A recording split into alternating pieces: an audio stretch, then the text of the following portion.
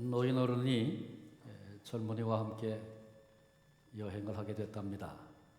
밤이 돼서 같은 방에서 한 방에서 잠이 들었는데 자다가 보니까 쿵 소리가 나더래요. 저 젊은이가 자다가 떨어졌구나 생각을 했습니다. 그런데 가만히 기다려도 침대로 다시 올라올 기미가 보이질 않는 거예요. 얼마나 피곤했으면 침대에서 떨어져도 몰랐을까 생각하다가 내가 올려줘야지. 그리고 이 노인분이 일어나셨답니다. 근데 깜깜하니까 이렇게 손을 더듬으면서 보니까 이상하더래요. 정신을 차리고 다 확인해 보니까 본인이 떨어지셨더랍니다. 이게 제가 어렸을 때 저희 산친이 재미있는 얘기로 얘기해 주셨던 그런 얘기가 생각이 나서 말씀을 드렸습니다. 물론 잠이 들었으면 잠에 취하면 내가 떨어졌는지 안 떨어졌는지 모를 것입니다. 모를 수도 있습니다. 그러나 만일 그 방이 어둡지 않았다면 내가 떨어진 걸 즉각 알았을 것입니다. 그리고 왜 저 젊은이가 올라오지 않나 이런 어처구니 없는 생각은 하지 않았을 것입니다. 어두우니까 내가 지금 어디 있는지 엉뚱한 거 생각하고 걱정하기도 하고 그런 것이죠. 어두움은 항상 위험의 여지와 위험의 가능성을 포함하고 있습니다. 그러기에 우리 인간만 아니라 모든 생명체에게 있어서 빛이란 절대적으로 필요한 것입니다. 더 다른 설명 드릴 필요가 없겠죠. 만약에 태양이 사라져서 빛이 없어진다면 모든 생물은 순식간에 다 죽어버릴 것이고 얼음바다가 돼버리고 말 것입니다. 하루 해가 저물고 해가 지면 어두움이 찾아옵니다. 그런데 우리 인간의 삶 속에는 이 같은 자연적인 물리적인 어두움만 있는 것은 아닙니다. 우리 인생의 삶 중에도 어두움이 찾아옵니다. 눈앞이 캄캄하다 이런 얘기를 하기도 하고 듣기도 합니다. 내 인생 한가운데 어둠이 찾아왔다 그런 절규의 고백입니다. 아무리 둘러봐도 해결할 방법은 없고 어디로 가야 하는지조차 알 수 없는 그런 순간이 우리 앞을 가로막습니다. 우리 인생은 살면서 크고 작은 어두움을 수없이 많이 경험합니다. 어느 날 갑자기 남편이 직장을 잃었습니다. 아이가 나쁜 친구들과 어울리다가 그만 감옥에 들어갔습니다. 거기다가 덜컥 나는 병이 나서 자리에 누웠습니다. 인생에 견디기 어려운 어두움이 찾아온 것입니다. 둘러봐도 해결의 방법이 없고 아무리 생각해도 나를 도와줄 사람이 없습니다. 스스로 자기 힘으로 빠져나올 수도 그렇다고 나를 도울 사람도 없는 것입니다. 그런데 이런 어두움의 때에 환한 빛이 되셔서 우리를 밝혀주시고 어두움 가운데 있는 우리에게 생명을 주시는 분이 계십니다. 그분이 바로 예수 그리스도이십니다. 본문 12절에 주님은 말씀하십니다. 예수께서 또 말씀하여 이르시되 나는 세상의 빛이니 나를 따르는 자는 어두움에 다니지 아니하고 생명의 빛을 얻으리라. 예수님께서 인생의 아주 중요한 문제를 말씀하셨습니다. 진리를 선포하셨습니다.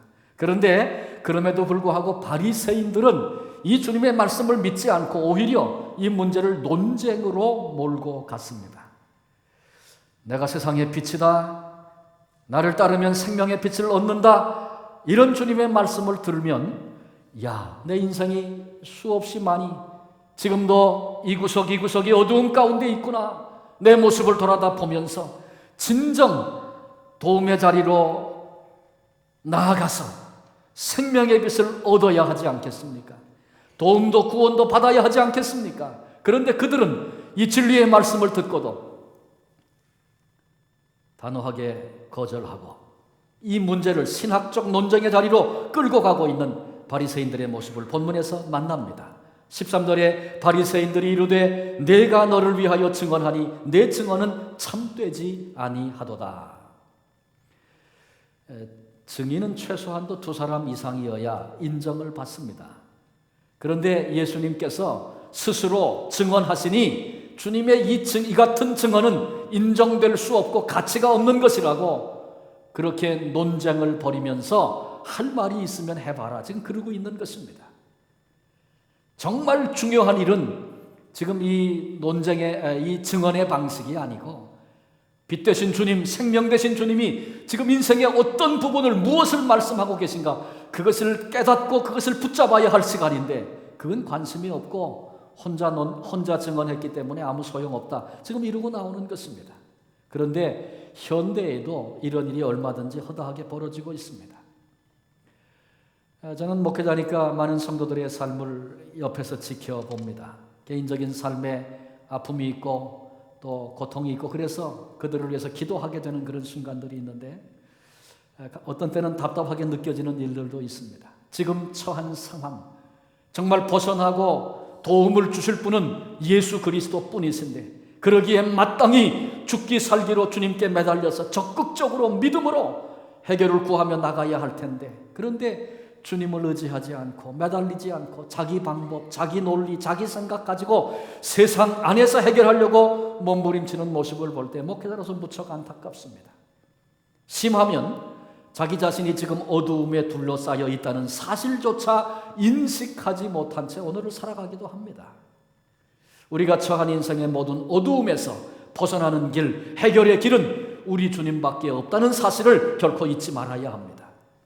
그런데 왜 사람들은 주님을 믿고 신뢰하지 않습니까? 왜 주님에게 도움을 받으려고 하지 않는 것일까요?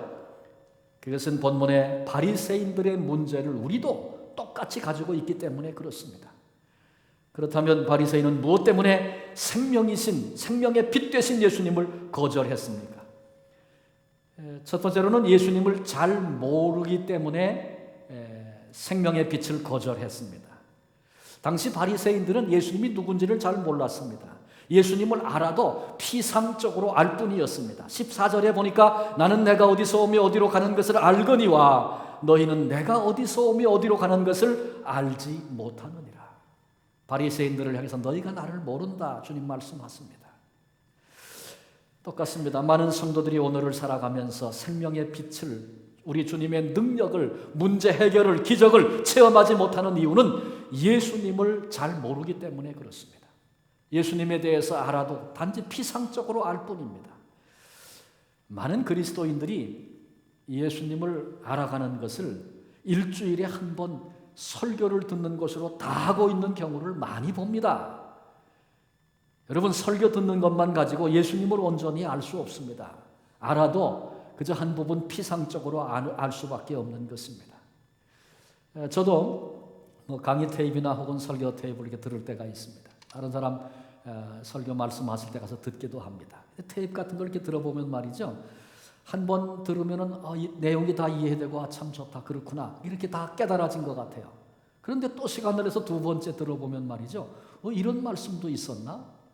첫 번째 들을 때 전혀 듣지 못했던 말씀이 들려지기 시작합니다. 한 세 번쯤 들으면 말이죠. 이 말씀이 그런 말씀이었구나. 이렇게 알아지는 일들이 수없이 많습니다. 여러분, 짧은 시간 잠깐 듣는 설교도 세 번 정도 들어야 그게 이해가 됩니다. 근데 그나마 설교 중에 다른 생각을 하기도 하고 졸기도 하고 어떤 때는 건성으로 앉아서 듣기도 한다면 그 설교에만 의지해서 어떻게 주님을 우리가 올바로 알아갈 수 있겠습니까? 주님을 잘 모르고 피상적으로만 알아가지고는 예수님을 향한 절대 믿음을 갖지 못합니다. 예수님을 절대 의지할 수 없는 것입니다. 우리가 빛 되신 주님을 그래서 경험할 수 없고 생명의 빛을 체험할 수 없는 것입니다. 바리새인들은 예수님이 어디서 오고 어디로 가시는지 몰랐습니다. 그랬기 때문에 예수님을 신뢰하지 않고 예수님께 매달리지 못한 것입니다. 그래서 여전히 어두움 가운데 살 수밖에 없었다는 사실을 기억해야 합니다. 두 번째로 그들은 예수님을 인간적으로만 이해했기 때문에 생명의 빛을 거절했습니다. 15절에 보니까 너희는 육체를 따라 판단하나 나는 아무도 판단하지 아니하노라. 바리새인들이 지금 예수님을 어떻게 이해하고 있습니까? 그들은 육체를 따라 이해하고 있습니다. 그들이 이해하고 있는 예수님은 나사렛 출신 목수의 아들, 그렇게만 지금 이해하고 있는 것입니다. 나사렛에 선한 것이 어찌 나겠는가? 더 기대할 것이 없다. 그들이 가지고 있는 단정적인 생각입니다. 나사렛 출신 목수의 아들, 이것이 그들이 가지고 있는 예수 그리스도에 대한 생각의 전부입니다. 예수님을 인간적으로만 이해하기 때문에 생명의 빛 되신 주님의 능력을 체험하지 못하는 것입니다. 우리도 마찬가지입니다. 우리 다 예수 믿는 분들이고 또 우리 중에는 오랫동안 교회에 다니면서 신앙생활하고 있는 그런 오랜 성도들도 많이 계십니다. 그런데 나는 예수님을 어떻게 이해하고 있는가? 이 질문은 스스로에게 늘 던져봐야 할 질문입니다. 예수님이 성인 중에 한 분이십니다. 뛰어난 인격의 소유자십니다. 위대한 종교의 창시자지요. 아마 이런 정도로만 예수님을 이해한다면 우리를 살리는 생명의 빛, 주님의 능력을 결코 체험하지 못합니다. 왜냐하면 하나님은 우리가 기대하는 그런 모습으로 우리에게 다가오시기 때문에 그렇습니다. 만일 우리가 하나님을 전지전능하신 하나님을 전지전능하신 창조주 하나님으로 그렇게 믿으면 하나님은 우리에게 전지전능하신 창조주의 모습으로 우리에게 다가오십니다. 우리가 예수님을 전지전능하신 창조주 하나님으로 그렇게 신뢰하고 고백하고 믿으면 예수님은 우리에게 전지전능하신 하나님으로 다가오시는 것입니다. 그런가 하면 관념적으로 하나님을 생각하고 예수님을 이해하면 관념적인 하나님으로 예수님으로 우리에게 다가오실 뿐입니다. 성경에 보면 하나님에 대한 예수님에 대한 고백을 어떻게 하느냐에 따라서 그들이 체험했던 일들이 전혀 달랐던 것을 수없이 많이 보게 됩니다. 우리 하나님은 풀무불에 던질지라도 거기서 구원해내시는 하나님이십니다. 그렇게 하나님을 향하여 고백하고 신뢰했더니 풀무불 속에서 머리카락 하나 상하지 않도록 지키시는 하나님을 그들이 만나지 않습니까? 우리 하나님은 굶주린 사자 때의 입도 막으시는 하나님이십니다. 이 믿음 가지고 있으니까 굶주린 사자의 입을 하나님이 막으시고 거기서 구원해내시지 않습니까? 하나님이 우리를 이 광야에 죽게 하기 위해서 여기까지 끌고 왔다. 우리 그 땅에는 못 들어간다. 하나님이 그들을 그 땅에 못 들어가게 하시고 광야에서 죽게 하셨습니다. 우리가 이해하고 믿고 고백하는 하나님, 예수님이 어떤 분이신가 너무 중요한 것입니다. 우리가 정말 예수님의 능력을 체험하려면 예수님을 인간적으로만 이해해가지고는 결코 안 되는 것입니다.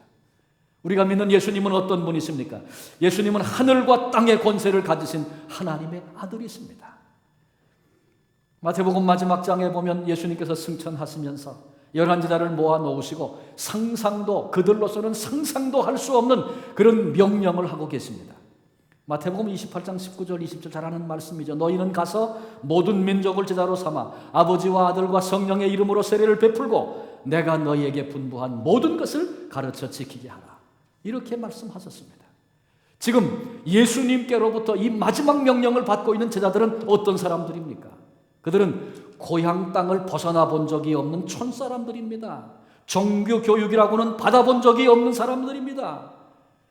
처음엔 12명이었지만 그 중에 하나가 배신하고 죽고 이제 11명밖에 남지 않았습니다. 그런데 주님은 이들에게 모든 족속으로 땅끝까지 가서 제자를 삼으라고 지금 명령하고 계십니다. 여러분, 이 명령이 이해가 되십니까? 기가 막힐 일 아닙니까? 그런데 예수님은 이런 명령을 하시면서 언약과 약속을 겸하여 주셨습니다.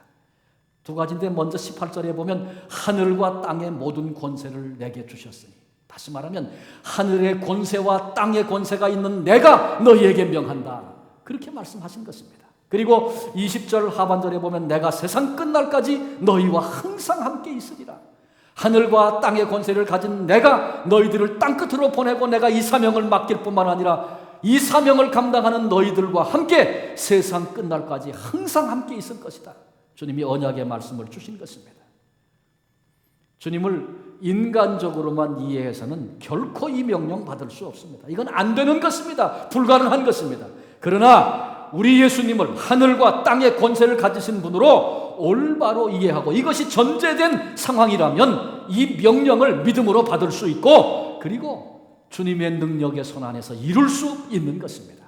제자들은 믿음으로 주님의 명령을 받았고 그리고 주의 손 안에서 그 일을 이뤘고 지금도 이 역사가 이루어지고 있다는 사실을 우리 모두가 알고 있습니다. 그렇습니다. 우리 주님은 하늘의 권세를 가지신 분입니다.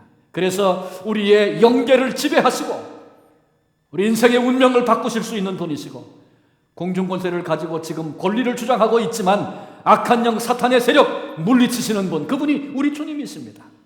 이분은 하늘의 권세만 아니라 땅의 권세도 가지셨기 때문에 자연의 법칙도 주님이 원하시면 변화시키기도 하시는 그런 분이십니다.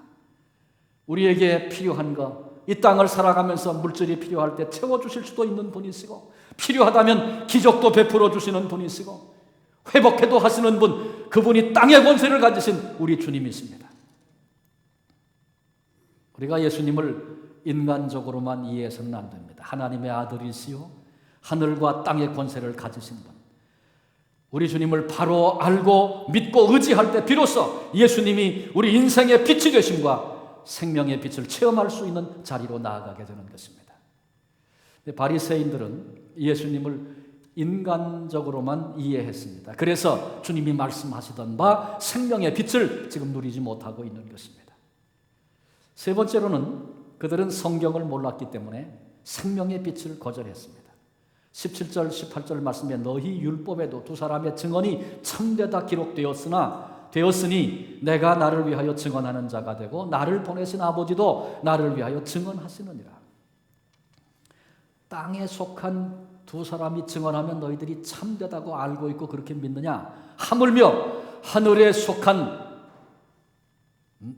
나와 그리고 나를 보내신 아버지가 증언하신다면 그 증언은 어떠하겠는가?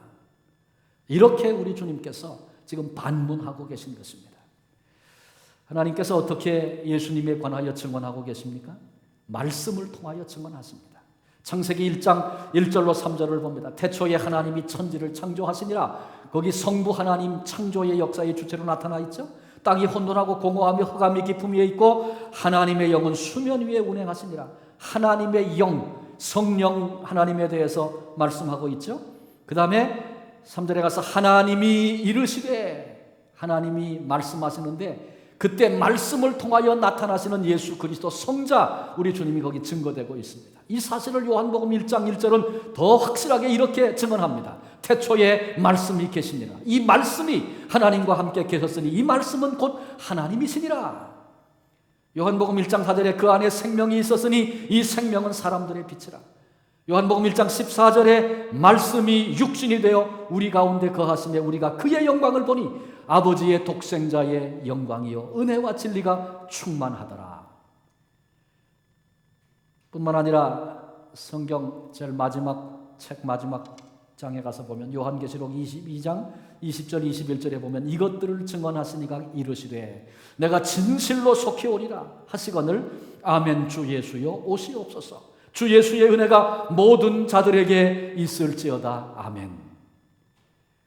이렇게 살펴보면 말이죠, 성경의 처음부터 마지막까지 성경은 예수 그리스도에 관한 이야기로 가득 차 있고 성경 모든 말씀의 핵심 속에 예수 그리스도가 있다는 사실을 발견하게 됩니다. 구약은 오실 그리스도, 오실 메시아에 대해서 기록한 책이고 신약은 오신 메시아, 오신 예수 그리스도, 더 나아가 다시 오실 그리스도에 대해서 증언하고 있습니다. 그래서 우리는 성경을 통해서 우리 주님을 바로 알아가야 하는 것입니다. 그런데 그 당시 바리새인들은 누구보다도 성경을 잘 안다고 자부하던 사람들이었습니다. 근데 문제는 성경은 지식적으로 잘 아는데 성경 속에 담겨있는 비밀과 핵심인 예수 그리스도는 성경을 통해서 알지 못하고 만나지 못했습니다. 그러니 성경 지식이 아무리 많아도 성경을 통해서 예수 그리스도에 대해서 계시되어져 있는 예수 그리스도에 대해서 알지 못하고 그분을 만날 수 없다면 그는 성경을 모르는 사람과 똑같은 것입니다.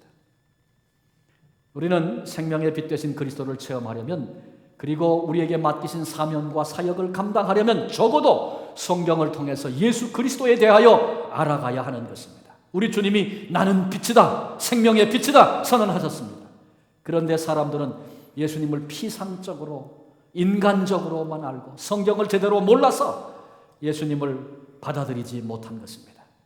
그리고는 바리새인들은 이어서 아주 바보 같은 질문을 합니다. 예수님께서 아버지가 그리고 아버지에 대한 말씀을 많이 하시니까 내 아버지가 어디 있느냐 그렇게 묻잖아요. 19절에 보니까 이에 그들이 묻되 내 아버지가 어디 있느냐. 예수께서 대답하시되 너희는 나를 알지 못하고 내 아버지도 알지 못하는도다. 나를 알았더라면 내 아버지도 알았으리라.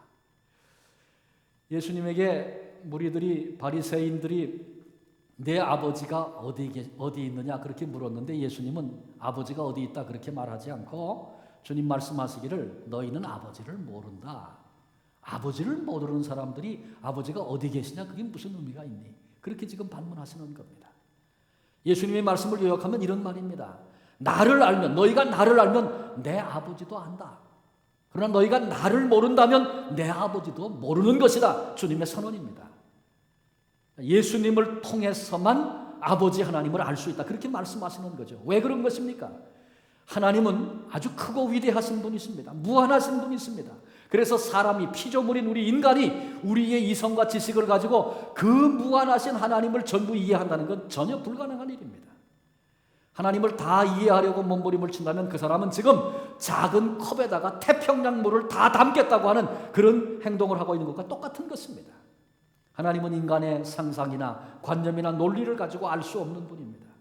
그런데 그 같은 인간에게, 사람들에게 하나님 아버지를 알게 해주시려고 예수님이 이 땅에 오신 것입니다. 그렇기 때문에 예수님을 통해서 하나님을 알게 되는 것입니다. 만약에 우리가 예수님은 빼놓고 예수님 없이 하나님을 알고자 노력한다면 아무리 노력해도 계속해서 어두움 가운데 헤맬 것입니다. 그리고 자기 관념, 자기 생각으로 하나님을 정해놓고 이것이 하나님이라고 이해할 것입니다. 더 나아가서 잘못되면 귀신과 잡신을 하나님으로 알고 그렇게 섬기는 우매함을 범하게 될 것입니다. 이는 마치 컵에다가 태평양 물을 한 컵 담아놓고 이게 태평양이다 그렇게 주장하는 것과 똑같은 얘기입니다. 하나님을 알고자 하면 예수님을 알아야 합니다. 예수님을 통해서 하나님을 알아가는 것입니다. 다른 방법은 없습니다. 우리 주님이 선언하십니다. 내가 곧 길이요 진리요 생명이니 나로 말미암지 않고는 아버지께로 올 자가 없느니라. 왜 예수님을 통해서만 아버지께로 갑니까? 왜 예수님을 통해서만 하나님을 섬기게 되는 것입니까? 우리 주님은 하늘에서 오신 분이시기 때문에 그렇습니다. 본문 23절을 봅니다. 예수께서 이르시되 너희는 아래에서 났고 나는 위에서 났으며 너희는 이 세상에 속하였고 나는 이 세상에 속하지 아니하였느니라. 여러분, 하늘에서 오신 분만이 하늘에 관한 일을 가장 정확하게, 가장 분명하게 말씀하실 수 있습니다. 아주 쉬운 예를 하나 좀 들어보십시다. 아프리카 오지에 산악지대에 자리 잡고 있는 한 작은 나라가 있다. 그렇게 가정해 보십시다. 그러면 우리 짐작은 할 수 있습니다. 그 땅이 아프리카 땅이니까 사람들은 피부가 검을 것이다. 짐작할 수 있어요. 또 산악지대라고 하니까 집은 이렇게 짓고 이렇게 살지 않겠는가 우리가 짐작은 할 수 있어요. 그러나 그 땅 거기에 어떤 사람이 어떤 사고방식을 가지고 어떤 삶을 살고 있는지는 우리는 모릅니다. 누가 알 수 있고 누가 말할 수 있어요? 가본 사람이 있다면 말할 수 있죠. 아니면 거기 살다가 거기서 여기 온 사람이 있다면 거기 산에는, 거기 산악지대에는 이렇게 사람들이 이렇게 살고 있습니다. 얘기할 수 있는 겁니다. 똑같습니다. 하늘에 관한 일 누가 말할 수 있어요? 누가 알 수 있어요? 하늘에서 오신 분만이 말할 수 있고 알 수 있는 것입니다. 주님이 말씀하신 대로 아래에서 난, 이 땅에서 태어난 사람이 하늘의 일을 얘기한다면 그것은 한 부분일 수밖에 없고 짐작하여 말하는 것이고 보여주시고 계시하신 것에 근거해서 설명할 수 있는 것뿐이지 거기서 오신 주님과 같이 하늘의 진리를 말할 수 없는 것입니다. 그런데 하늘에서 오셔서 우리에게 하늘의 것을 말씀하시는 바로 그분이 예수 그리스도 우리 주님이십니다. 우리 주님은 우리로 더 이상 어두움 가운데 다니지 아니하고 생명의 빛을 얻게 하시는 분이십니다. 주님을 통해서 하나님을 알게 되고 하나님이 우리를 향하여 갖고 계신 그 놀라운 계획들에 담겨있는 그 놀라운 삶을 우리들이 누리게도 되는 것입니다. 여러분, 우리를 향하신, 인간을 향하신 하나님의 가장 큰 사랑이 무엇입니까? 예수 그리스도를 이 땅에 보내신 것입니다. 하나님이신 우리 주님께서 인간인, 죄인인 저와 여러분 우리를 살리시려고 십자가 위에 피 흘려 죽으신 것입니다. 생명을 쏟아 부으신 것입니다. 그런데 가장 큰 사랑이신 예수 그리스도를 내가 모른다면, 제대로 알지 못한다면 그러면 하나님의 마음, 하나님 모르는 거죠.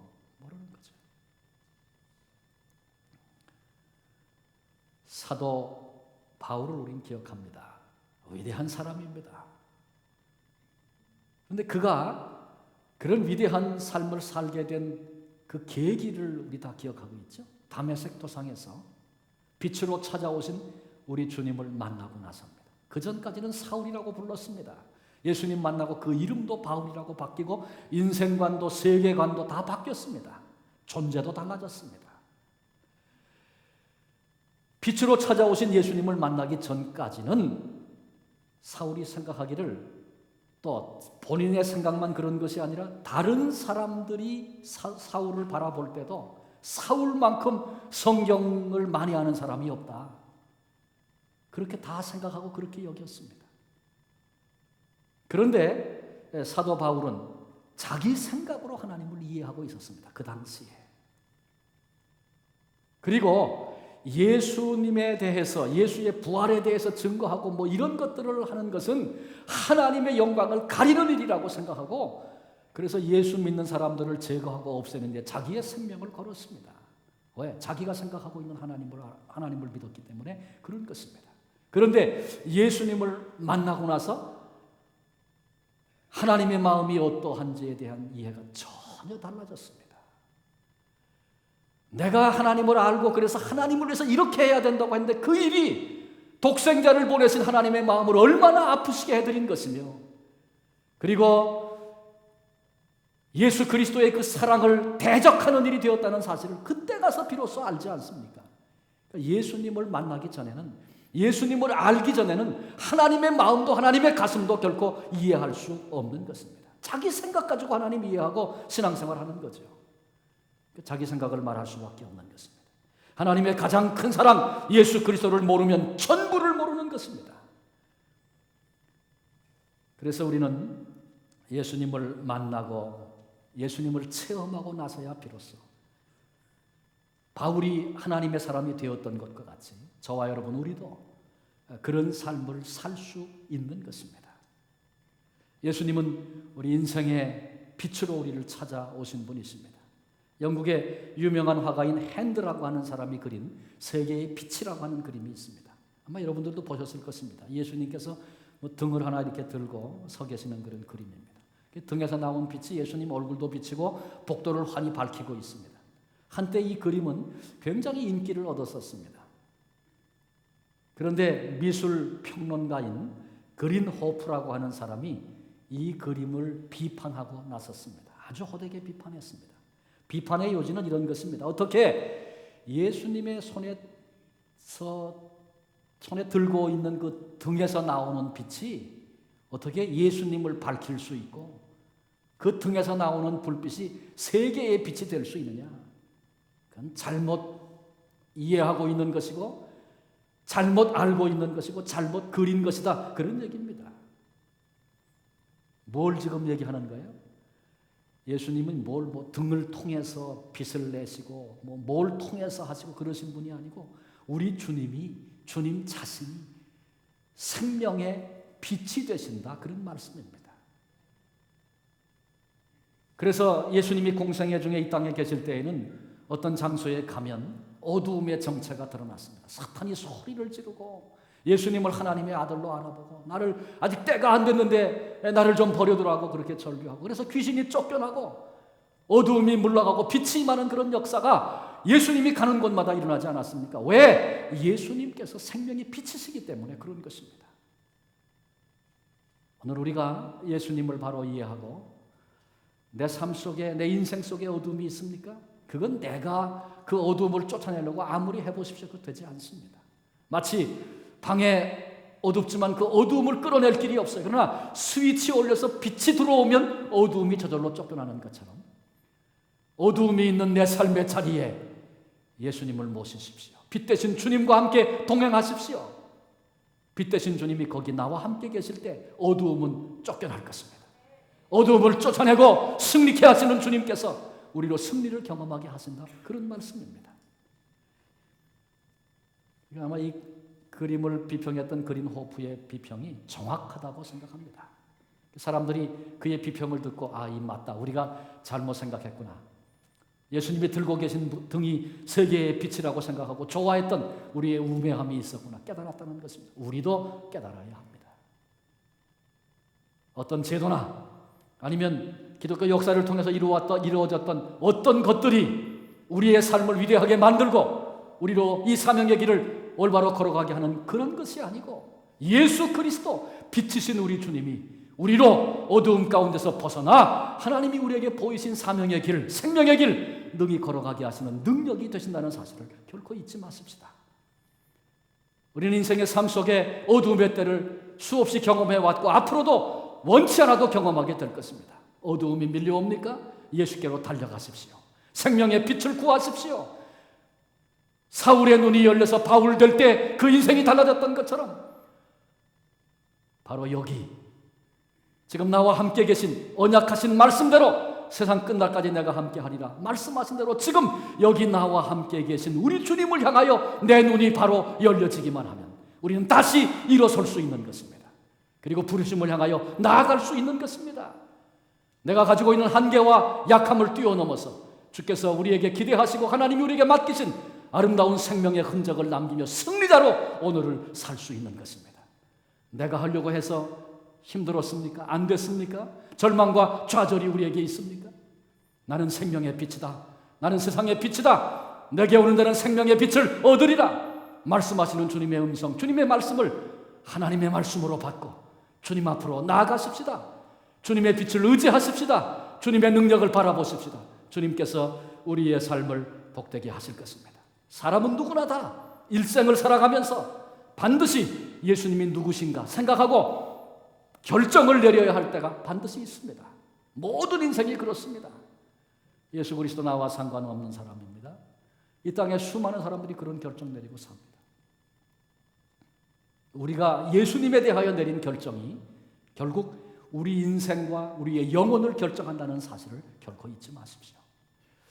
그런 생각, 그 얘기가 생각이 나네요.